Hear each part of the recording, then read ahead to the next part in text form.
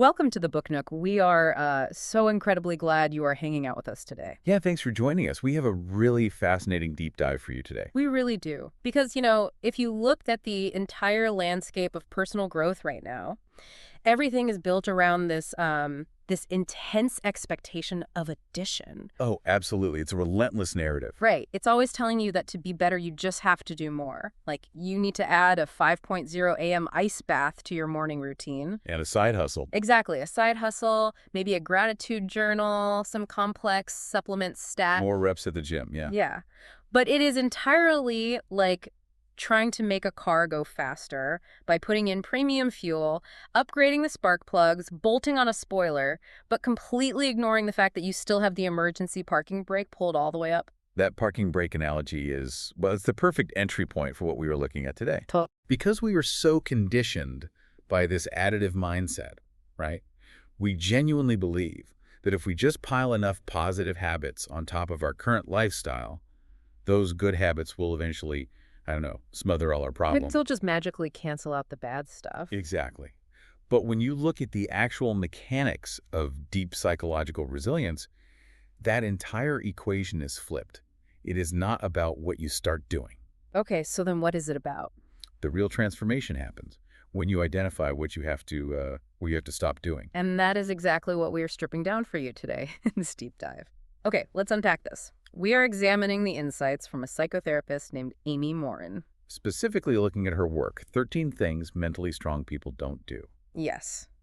We're going to extract the most transformative takeaways from her work, exploring those destructive habits you have to stop doing to reach your full potential. And to be clear, right off the bat, this is not just another listicle generated in some, sterile academic lab. No, not at all. The origin of this material is what makes it so incredibly potent. It was literally forged in the crucible of unimaginable compounding human grief. It really was. To understand the psychological mechanisms we are going to explore, you first have to understand the psychological state Morin was in when she developed them.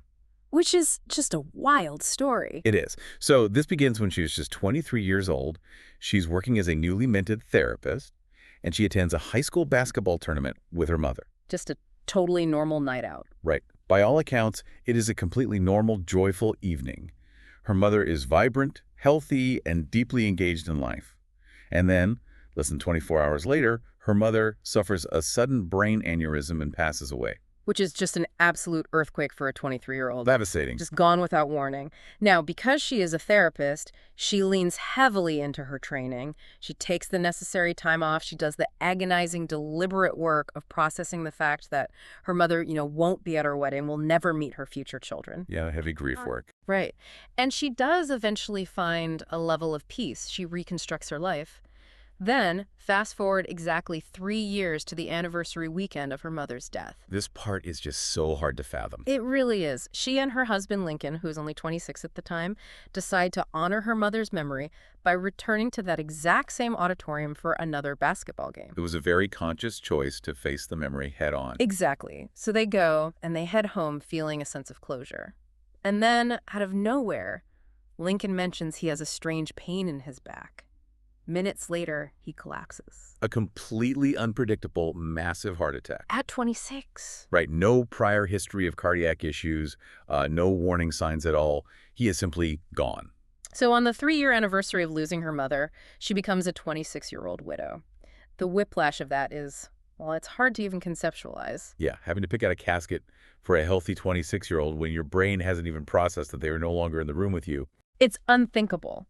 But again, she survives it. She renegotiates her entire existence. She figures out who she is without the future they had planned. She builds a new life. She does.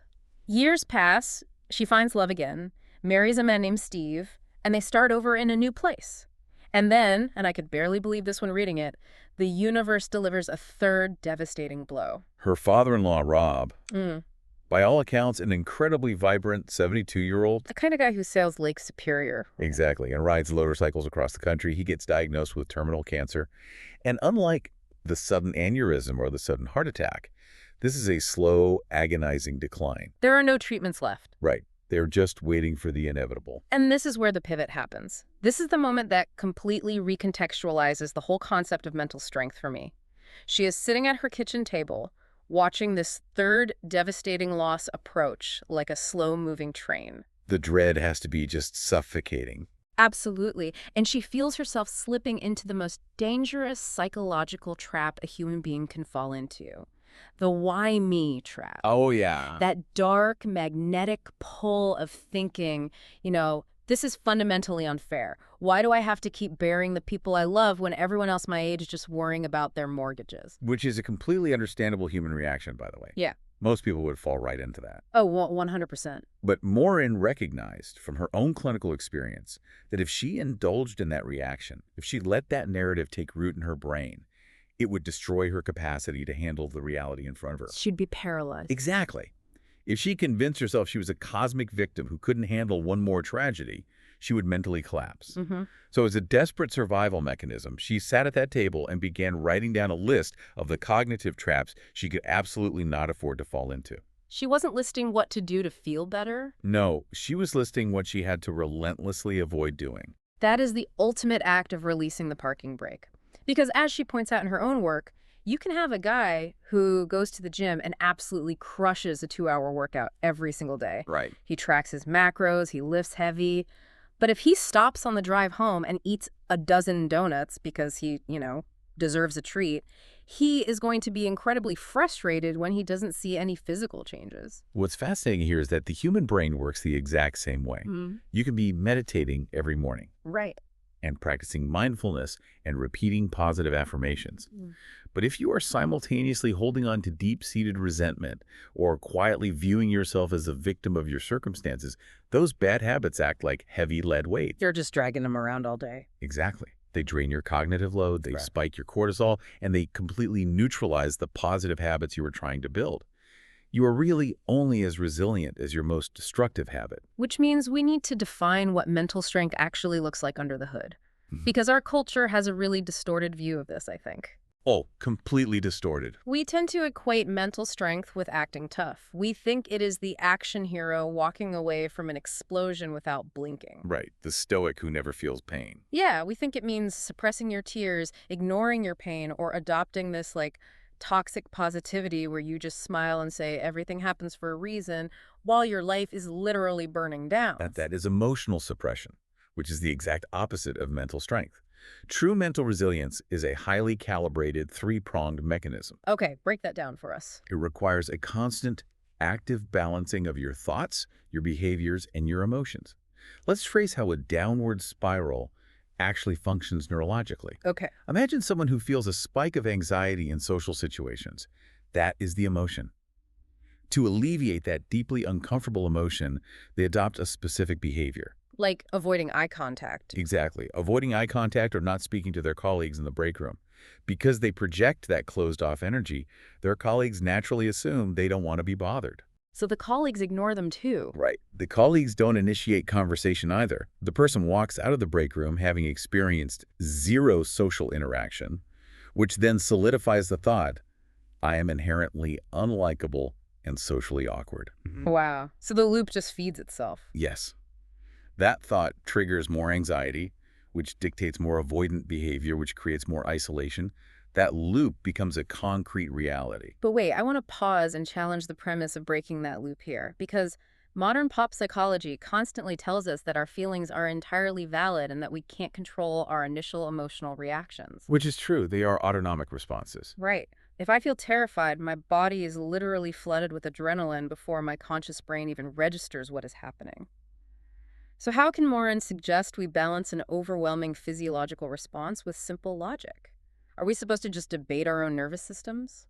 Well, no, you aren't debating the nervous system. You are learning to coexist with it without letting it take the steering wheel. Okay, how does that work in practice? Morin illustrates this with a fantastic personal example about living in Maine. She has a deep, visceral phobia of snakes. When she sees a snake on a hiking trail, her amygdala fires. Instant panic. Exactly. Her heart rate spikes, her breathing becomes shallow. The panic is very real and entirely involuntary. That is the emotion. Right. But instead of letting the emotion dictate the behavior, which would be turning around and running all the way back to her car, she engages her prefrontal cortex. She introduces the logic. And what's the logic there? The logic is that there are no naturally occurring venomous snakes in the state of Maine.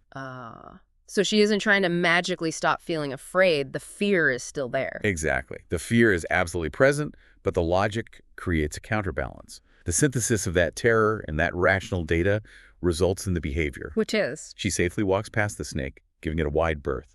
She doesn't have to suppress the fear. She doesn't have to try and pet the snake to prove she's brave. She just doesn't allow the raw emotion to hijack her afternoon. That is such a crucial distinction. Right. Mental strength is developing the acute self-awareness to say, I am experiencing a massive emotional wave right now, but I am going to consult my rational mind before I decide how to move my feet. That makes so much sense. It is the integration of your head and your heart. And Morin argues that if integration is the foundation, the fastest way to completely blow that foundation to pieces is by adopting a narrative that the world is actively doing something to you. Yes, the victim trap. Which brings us to the first massive category of habits we need to subtract. Let's look at the first thing mentally strong people don't do. Habit 1. They do not waste time feeling sorry for themselves. The language she uses around self-pity is striking. She refers to it as the most destructive of the non-pharmaceutical narcotics. A narcotic. Wow. And if you look at the neuroscience of self-pity, that is really not an exaggeration. When we indulge in the woe is me narrative, we actually get a strange, perverse dopamine hit. Like we enjoy feeling bad for ourselves. Yeah, it feels comforting in the short term to absolve ourselves of all responsibility, but it completely detaches us from reality. It really is a narcotic. It numbs you to your own agency. There is a story in the material about a young boy named Jack that perfectly illustrates how the adults around a child can either feed them this narcotic or teach them to reject it. Jack's story is incredible. It is. So Jack was literally hit by a school bus. It is every parent's absolute worst nightmare. He survived, but he had several broken bones and required intensive physical therapy. Now, the natural parental instinct, the evolutionary drive, is to wrap that child in bubble wrap, right? Of course, to protect him from everything. Yeah, to coddle him, to constantly talk about how terrible this tragedy was. But the therapist working with Jack's family intervened with a completely different framework. The therapist instructed the parents to treat Jack not as a fragile victim whose life had been ruined by a bus, but as a remarkably tough survivor who overcame a massive physical trauma. They completely changed the narrative environment. They did. And the way Jack internalized that narrative shift is just incredible. He didn't develop a phobia of buses or adopt a timid personality. He started telling people that when the bus hit him, he grabbed the muffler and swung himself around like an acrobat to protect his body. Which is amazing. Right. He even drew a picture of himself in his wheelchair recovering, but in the drawing, he was wearing a superhero cape. That cape is the literal manifestation of cognitive reframing. He took a terrifying, traumatic event and integrated it into his identity, not as a source of weakness, but as proof of his own resilience. Which is huge for a kid. It's massive. That is what it means to exchange self-pity for gratitude. You don't ignore the bad thing that happened, but you focus obsessively on the strength it took to survive it. It's the total opposite of competitive suffering. Exactly. Or in contrast this with people who get stuck in the victim mentality, where they engage in that competitive suffering. They constantly try to prove that their commute is worse, their boss is more toxic, their childhood was harder than anyone else's. Right, because if you have the worst problems, then nobody can expect anything of you. It is a defense mechanism against expectations. Precisely. But look at Marla Runyon. She was diagnosed with a degenerative eye disease as a child and became legally blind. She could have easily cashed in on that tragedy and lived a very small, safe life. Society would have completely given her a pass to do so. Nobody would have blamed her. Instead, she became the first legally blind American woman to finish the New York City Marathon. And we really have to unpack the mechanics of what that actually requires. Running a marathon in a massive pack of people is incredibly dangerous and disorienting, even with perfect vision. I can't even imagine. You are navigating water stations, potholes, thousands of elbows and feet. For someone with profound visual impairment, the spatial awareness and mental mapping required is just staggering. And she didn't just survive the race. She finished it in 2 hours and 27 minutes, which is a world-class elite time. Which proves she wasn't spending any cognitive energy feeling sorry for herself. She utilized every ounce of her mental bandwidth on the execution of her goal. She didn't give away her power to her circumstances. And this leads directly into the second habit we need to drop, which is incredibly closely related. Habit 2. Mentally strong people do not give away their power. And this happens anytime you allow another person to dictate your emotional state or your behavior. The example given is an woman named Lauren who was experiencing massive anxiety because of her mother-in-law, Jackie. The classic mother-in-law dynamic. Exactly. Jackie was overbearing, hypercritical, and would come into Lauren's home and make rude comments about how she was raising her kids or keeping her house. Lauren felt entirely victimized by this. Right. She dreaded the visits. She complained about them constantly to her husband. She felt like her life was being ruined. But Lauren was the one handing over the keys to her own psychological well-being. She was essentially saying, I cannot be happy unless my mother-in-law decides to be polite. That is a massive surrender of power. Once Lauren realized that she actually controlled her own environment, that she could set a boundary, that she could literally ask someone to leave her house if they were disrespectful, the anxiety just evaporated. She took the power back. Giving away your power happens in incredibly subtle ways every single day. It happens when you say things like, my boss makes me so mad, or my spouse ruins my weekends. I use that language all the time. We do. But the reality is, your boss might behave poorly, but you are choosing the emotional response of anger. Oprah Winfrey is a phenomenal macro example of retaining power here. Oh, absolutely. If you look at her demographic and historical data, born into profound poverty, subjected to horrific sexual abuse throughout her childhood, bounced between unstable living situations, experiencing the loss of an infant at 14, every statistical model would predict a life of dysfunction and tragedy. But she violently refused to let those statistics or the people who abused her write the script for the rest of her life. She didn't ignore the trauma, but she refused to let it be the governing force of her identity. She kept her power. She did. However, there is an example in the source material regarding this concept of power that I really struggle with, and that is the story of Stephen McDonald. The NYPD officer. Yeah, it is a profoundly challenging story to process. It is. So let's lay out the facts for you listening. It is 1986. McDonald is a young police officer questioning some teenagers about stolen bicycles in Central Park. One of the kids, a 15-year-old, pulls a gun and shoots McDonald in the head and the neck. Horrific. He survives, but he is paralyzed from the neck down. He becomes a quadriplegic. He had only been married for 8 months, and his young wife was 6 months pregnant. His whole life was turned upside down in a second. Completely. He spends a year and a half in a hospital just learning how to exist in a body that can no longer move. And his response to this absolute destruction of his physical life is to publicly forgive the teenager who shot him. And that is where most people's comprehension hits a wall. Because our cultural understanding of forgiveness is fundamentally flawed. Exactly, because I have to push back hard on this concept. Yeah. To a lot of people listening, telling a paralyzed man he should forgive the person who put him in a wheelchair sounds tone deaf. It sounds like weakness. Right. It sounds like you are letting the perpetrator off the hook, patting them on the head and saying, hey, no hard feelings about ruining my life. How on earth is that an example of taking back your power? Well, it is entirely about the physiology and psychology of control. We have to separate forgiveness from reconciliation. McDonald wasn't saying the crime was acceptable, and he wasn't asking to be best friends with the shooter. Right, he's not inviting him over for dinner. Exactly. He was recognizing a biological reality. There's a quote from Dale Carnegie that Morin references. When we hate our enemies, we are giving them power over us. Power over our sleep, our appetites, our blood pressure, our health, and our happiness. Wow. Okay. That is powerful. Think about the physical mechanism of a grudge. When you hold on to intense anger and resentment, your brain is constantly signaling your adrenal glands to pump cortisol and adrenaline into your bloodstream. Your heart rate is elevated, your digestion is compromised, your immune system is suppressed. You're physically attacking yourself. Yes. The 15-year-old who shot McDonald was sitting in a prison cell. He was not feeling the physical effects of McDonald's anger. But if McDonald had chosen to stew in that rage every single day for the rest of his life, that teenager would still be actively harming him. The teenager would be dictating his blood pressure. The teenager would be causing him insomnia. Exactly. So forgiveness in this context is actually a profoundly selfish act. And I mean selfish in the most necessary, self-preserving way possible. Precisely. McDonald realized that his physical body had already been taken from him. Yeah. He was not going to let the shooter take his mind, too. He severed the psychological umbilical cord connecting him to his attacker. Reclaiming his autonomic nervous system.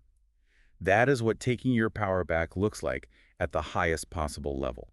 You release the anger not as a gift to the person who hurt you, but to stop the poison from circulating in your own veins. That reframes the entire concept of forgiveness for me. You are cutting the anchor line, Exactly. which bridges perfectly into the next two habits that keep us trapped in a victim mindset.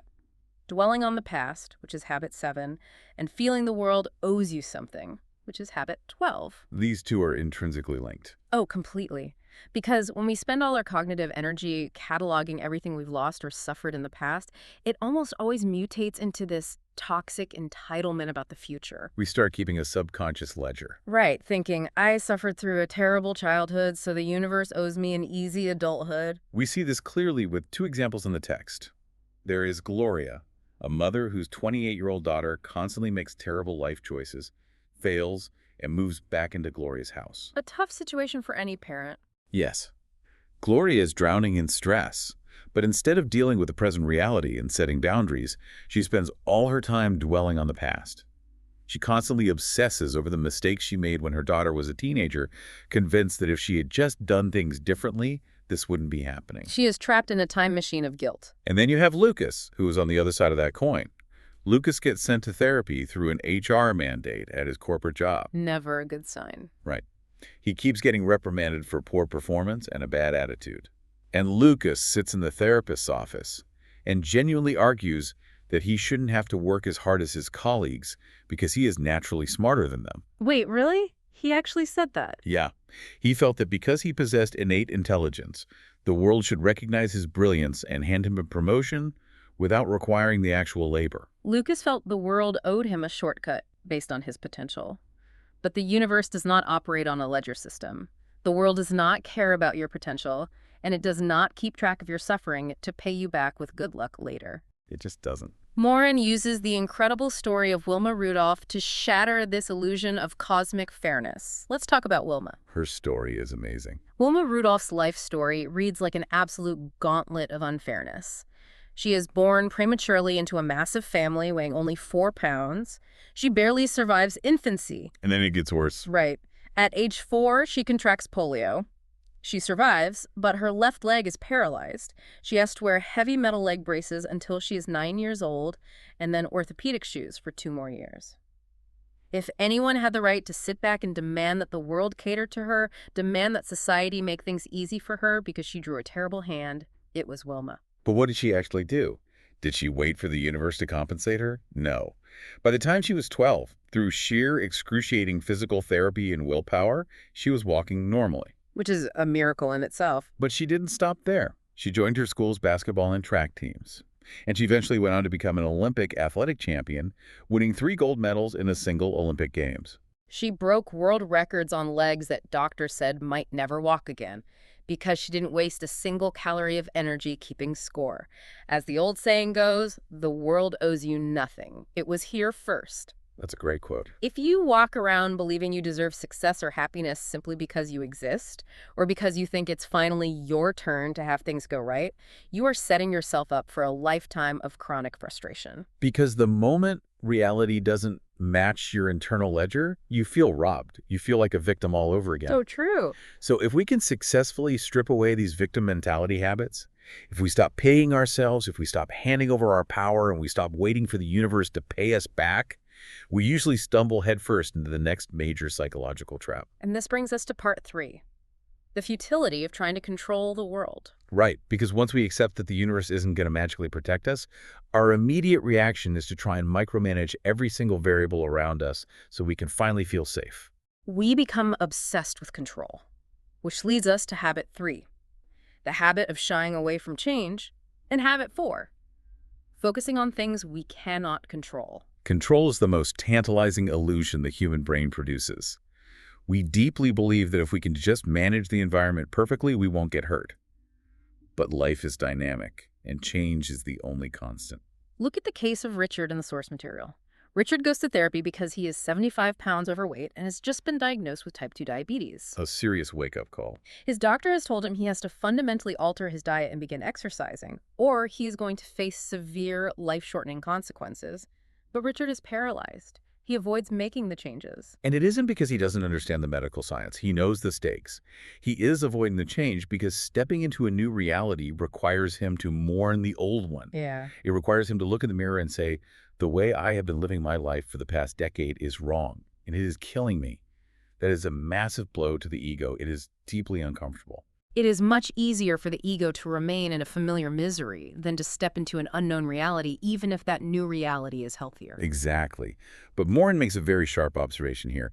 If you refuse to change, you guarantee your life will not improve. Furthermore, the people around you who are willing to do the hard work of evolving will eventually outgrow you. Which is a scary thought. She notes that she often hears clients complain, "My partner isn't the same person I married 20 years ago." And her internal response is, well, let's hope not. We are supposed to continually shed old versions of ourselves. Judge Greg Mathis is the ultimate example of this shedding process. He grew up in Detroit, got involved in gang life as a teenager, and ended up incarcerated in a juvenile detention center. He was fully embedded in a dangerous, destructive identity. Right. But while he was locked up, he found out his mother was dying, and he promised her he would completely turn his life around. That meant changing everything. His friends, his environment, his entire concept of self. It was a terrifying leap into the unknown. But he took it, he went to law school, and he became a highly respected judge. He embraced the discomfort of change. When people refuse to do that, they often channel all that anxious energy into becoming control freaks. They try to keep the world static. Which is impossible. It makes me think of this analogy. Being a control freak is like standing in the middle of an open field watching a massive dark thunderstorm rolling in over the horizon. And instead of looking for shelter, you stand there waving your arms, screaming at the clouds, trying to analyze the barometric pressure, trying to figure out how to stop the rain from falling. Just fighting the inevitable. You exhaust yourself trying to micromanage the storm, and as a result, you get completely soaked. Why? Because you expended all your energy on the uncontrollable, and you entirely neglected what you could control, which was just building a good umbrella and putting on a raincoat. That is a brilliant way to visualize it. You waste your cognitive resources trying to manipulate the weather, instead of preparing yourself for it. And this desperate need to control the environment almost inevitably bleeds into our social interactions. It totally does. We stop trying to control the weather, and we start trying to control other people's opinions of us, which is the next habit, habit 5. Mentally strong people do not worry about pleasing everyone. People-pleasing is such an insidious habit because society usually rewards it. We call people-pleasers nice or accommodating, but internally, it is a nightmare. That's exhausting. The book introduces Megan, a 35-year-old mother who is drowning in obligations. She is a Sunday school teacher, she runs the local Girl Scout troop, she volunteers for everything, she is doing it all. But she comes to therapy because she is snapping at her kids and acting irritable toward her husband. She is running on absolute empty because she literally cannot bring herself to say no to anyone who asks her for a favor. Megan believed that if she just made everyone else happy, she would be happy. But people-pleasing is just a covert form of manipulation. You are trying to control how other people perceive you so they won't reject you. And the biological cost of this behavior is staggering. Morin points to a fascinating 2008 study published in the Journal of Experimental Psychology that looked at willpower and cognitive depletion. This is the part that absolutely blew my mind. Walk us through how this works neurologically. The study demonstrated that willpower is not an infinite resource.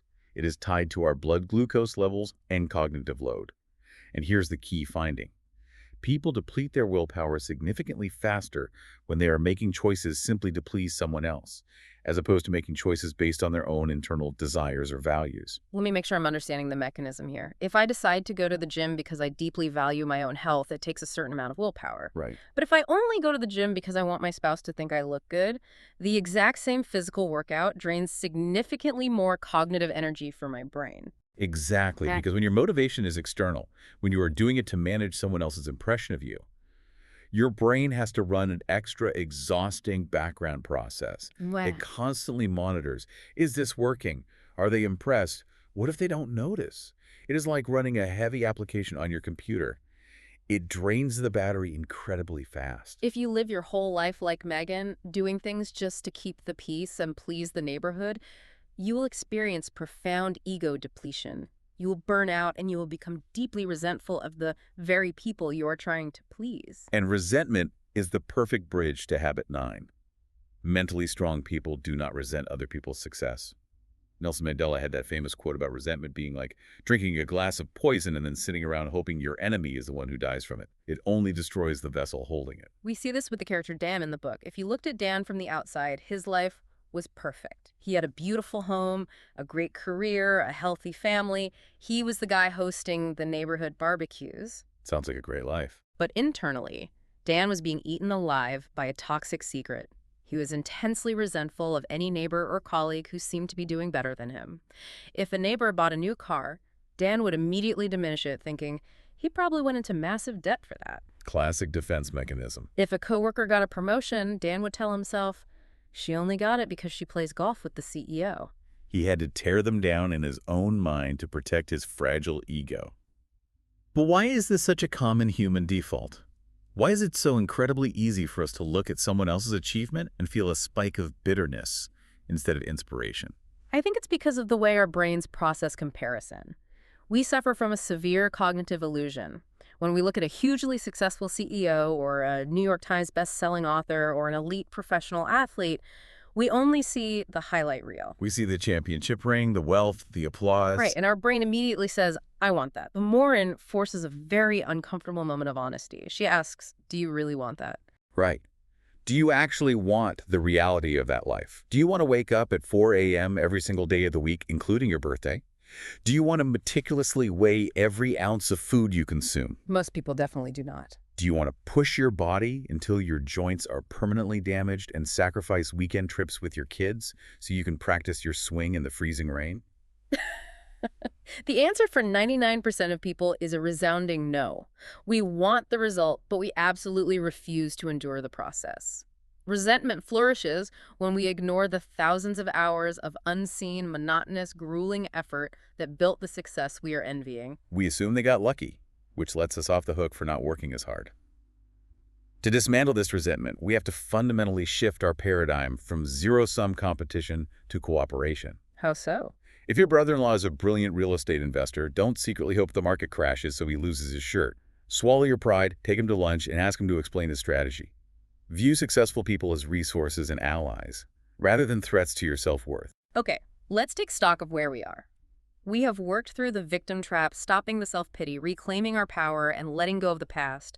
We have worked through the illusion of control, embracing change, dropping the people-pleasing, and curing our resentment. And here's where the material gets intensely personal. Because if you strip away all of those external defense mechanisms, if you stop blaming the world and stop trying to manipulate everyone around you, there's only one person left in the room to face: yourself. And that brings us to part 4, the final and arguably most difficult cluster of habits: action, failure, and solitude. This is the deep psychological bedrock. And it starts with habit 6. They don't fear calculated risks. And habit 8. They don't repeat their mistakes. These two concepts are intricately woven together because it is literally impossible to take meaningful risks without occasionally making mistakes. The historical example the book uses here is fascinating. It's about Albert Ellis. Now, for context, Psychology Today once referred to Albert Ellis as the greatest living psychologist. Quite a title. He is one of the foundational figures of modern therapy. He developed rational emotive behavior therapy, which is all about teaching people how to identify and dismantle their own irrational, self-defeating thoughts. But what is so incredible is how he developed this system. Yeah, as a young man, Ellis was paralyzed by social anxiety. He was utterly terrified of speaking to women. His fear of rejection was completely debilitating. But because he was a student of psychology, he realized that his fear was based on a catastrophizing narrative.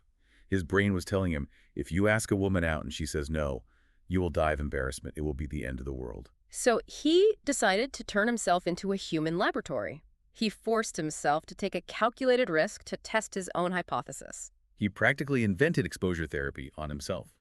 Over the course of a single month, he went to the Bronx Botanical Garden and forced himself to speak to 130 different women. 130. And we have to look at the data he collected. Out of those 130 women, 30 walked away immediately. He spoke to the remaining 100 and asked them out on a date. Only one woman said yes. And the kicker is, she didn't even show up for the date. Which, on paper, sounds like a catastrophic failure. 130 rejections. But what was the actual result for Ellis? He realized he didn't die. He survived the rejection. He didn't spontaneously combust. He took the calculated risk. He faced the absolute worst-case scenario his anxiety had dreamed up, and he realized it was completely manageable. He learned from the experience, completely cured his fear, and used that knowledge to change the landscape of psychology. He extracted the data from the experience, which is exactly how mentally strong people prevent themselves from repeating mistakes. Morin discusses a mother named Christy who was stuck in a painful loop. She would get frustrated, scream at her children, feel overwhelming guilt, apologize, promise herself she would never do it again, and then blow up at them the very next day. Because guilt is not a strategy. Guilt is just an emotion. Precisely. Christy was relying on pure willpower to suppress an emotional reaction, which never works. Yeah. She was repeating the mistake because she hadn't analyzed the mechanism behind it. So what did she do? Once she stepped back and looked at her behavior analytically, she realized she was yelling because she hadn't established any actual consequences for her kid's misbehavior. Her yelling was the consequence. Ah. Once she instituted logical, predefined rules like losing screen time for not doing chores, she didn't need to yell anymore. The system did the work. When mentally strong people make a mistake, they don't flog themselves with guilt. They ask, what environmental trigger or missing system caused this, and how do I alter the environment so I don't do it again tomorrow? Which flows seamlessly into the concept of failure itself in Habit 10s. Mentally strong people don't give up after the first failure. The book makes a very profound point that people who structure their entire lives to avoid failure are simultaneously structuring their lives to avoid success. There is a story about a woman named Susan, who only gained authentic self-confidence after she went to college, failed a major test, and realized she had the capacity to study harder, retake it, and pass. The failure wasn't a permanent tattoo, it was a temporary coordinate on a map. And this ties into some really vital psychological research Morin shares. For decades, the educational and psychological establishment believed that IQ was the ultimate predictor of success. We thought raw cognitive horsepower was everything. But rigorous studies, particularly those building on concepts like Angela Duckworth's research on grit, have proven that wrong. Grit, which is defined as a combination of passion and relentless perseverance for long-term goals, is a vastly superior predictor of actual achievement than a high IQ. In fact, relying solely on a high IQ can be dangerous. How so? Because if you sail through childhood without ever having to study, you learn to equate success entirely with your innate intelligence. So the first time you encounter a complex problem in the real world that you can't instantly solve, your brain assumes, I guess I'm not smart enough for this, and you quit. You develop learned helplessness. But a person with grit views failure simply as feedback. I didn't fail because I'm stupid. I failed because my approach was flawed. I'll adjust the approach and try again. But I want to explore how we talk to ourselves in those moments of failure. Because if I fail at a major project and I just shrug my shoulder and say, oh, well, everybody makes mistakes, it's fine, doesn't that imply I'm just lowering my standards? Isn't there a danger that accepting failure just leads to apathy and low self-esteem? That is a phenomenal question, and it highlights a critical distinction Morin brings up. We have to separate self-esteem from what psychologists call self-compassion. Let's look at the extremes. Okay. If you are ruthlessly hard on yourself when you fail, you fall into a state of resignation. You tell yourself, I am a total fraud, I am incompetent, I should just quit. If you go to the other extreme and you are too easy on yourself, you fall into delusion and excuse-making. The system is rigged against me, my boss is unfair, it wasn't my fault. So self-compassion is the middle ground between self-loathing and delusion. Exactly. Self-compassion is the golden mean. It allows you to view your failures honestly, but kindly. A self-compassion response sounds like this.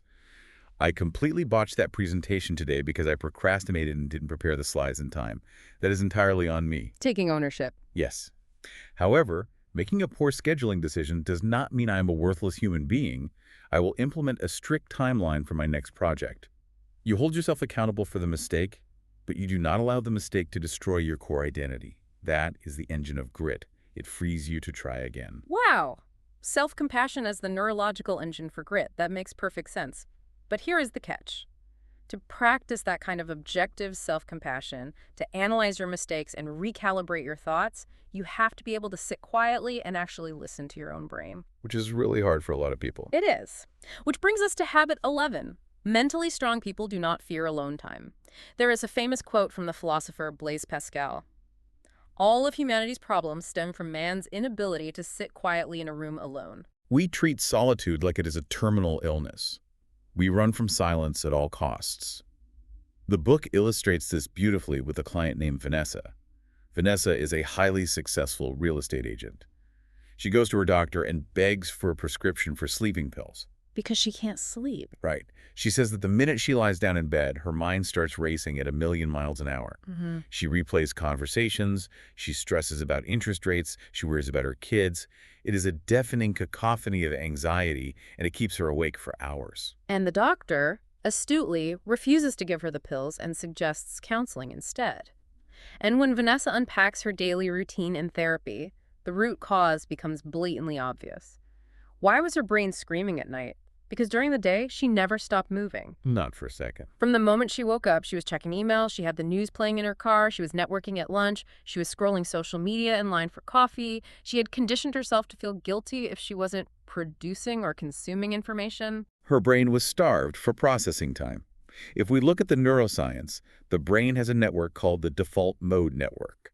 It activates when we are not focused on the outside world, when we are just daydreaming or sitting in silence. It's like the brain's background cleanup process. Yes, this network is crucial for consolidating memories, processing complex emotions, and connecting our experiences to our identity. Vanessa was actively suppressing this network for 16 hours a day.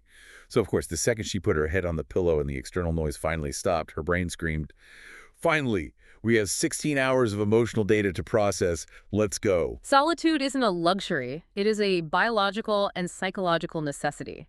It is the time required to clear the cache. If you constantly keep a podcast running in your ear or the TV glowing in the background, you are successfully avoiding yourself. Morin argues that mentally strong people aggressively protect their solitude. They schedule dates with themselves. They take 10 minutes a day to sit on the porch with no phone, or they journal, or they just walk without headphones. Because in the silence, you can evaluate if your daily behaviors are actually moving you toward the person you want to become. And that kind of deep internal evaluation takes time, which is the perfect transition to our final habit, habit 13. Mentally strong people do not expect immediate results. This might be the hardest one for modern society to swallow. Definitely. Morin introduces a woman named Marcy who comes to therapy simply because she can't figure out why she feels so hollow. Her life isn't terrible, her marriage is functional, her kids are healthy, her job pays the bills. But she lives with this chronic, low-grade dissatisfaction. She is constantly bouncing from one fad diet to the next, trying out new hobbies for a week, reading half of a self-help book. She is desperately searching for a shortcut, a silver bullet that will magically make her feel fulfilled. Because we live in an on-demand culture, we can order groceries to our door in an hour, we can stream a season of television in a day, we have completely lost the tolerance for friction. So we drastically underestimate how long it takes to achieve true psychological change, and we give up when we don't see results immediately. But Morin compares developing mental strength to developing physical fitness. You'd never expect to walk into a gym for the very first time, do a set of push-ups, and walk out 30 minutes later with a perfectly sculpted physique. It's biologically impossible, and yet we think reading one quote on Instagram should permanently cure our anxiety. Exactly. Mental strength requires building new neural pathways, and that requires repetition over time. It is not a pill you swallow, it is a lifestyle you inhabit. And crucially, it requires ongoing daily maintenance. If an Olympic athlete wins a gold medal and then sits on the couch eating junk food for a year, their muscles will atrophy. The exact same rule applies to resilience. You have to constantly monitor the weights you are carrying. You have to act as your own internal coach. You have to evaluate your thoughts. Am I keeping score and feeling like the universe owes me a favor today? You have to monitor your behaviors.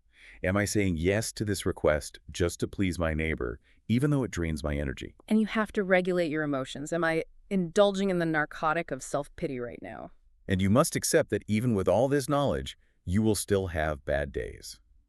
Amy Morin is a licensed psychotherapist who literally wrote the definitive text on mental strength. And she openly admits she still has days where she feels overwhelmed or catches herself slipping into a negative loop. But the difference is recovery time. By actively working to identify and drop these 13 destructive habits, the bad days become less frequent, and your ability to pull yourself out of a spiral becomes infinitely faster. Which brings us to the core reason why exploring this material is so vital. If you are listening to this right now and you feel exhausted, if you feel like you are doing all the right things, reading the books, trying to be positive, working hard, but you still feel like you are dragging a piano up a hill, This framework is for you. It offers a profound sense of relief. It gives you permission to stop. You do not have to wake up tomorrow and add a complicated new routine to your life. You simply have to look inward and identify the heavy, unproductive habits you've been dragging around and give yourself permission to drop them. You have permission to finally release the parking brake. Ultimately, mental strength isn't about being invincible. It isn't about never feeling pain or never failing. It is the quiet, unshakable confidence of knowing that no matter what life throws at you, whether it is a career setback, a period of financial instability, or even an unimaginable cascade of personal tragedies like Amy Morin endured, you will be capable of processing the reality, regulating your response, and continuing to live in alignment with your deepest values. I couldn't have synthesized it better myself. The power of subtraction is an absolute game changer. I want to leave you with one final provocative question to turn over in your mind today. If mental strength is fundamentally determined by what we actively choose not to do, I want you to look closely at your own life. What is one totally normalized, everyday behavior or thought pattern you currently engage in that you might look back on in 5 years and realize was quietly draining your power the entire time? That is a brilliant and heavy question to walk away with. Well, thank you for joining us today for this deep dive into the Book Nook. Be sure to subscribe to the Book Nook so you never miss a deep dive and you can continue growing with our amazing community. Yes, definitely subscribe. And we want to hear from you. Drop a comment below and tell us which book you'd like us to explore next. We read every single one. See you next time.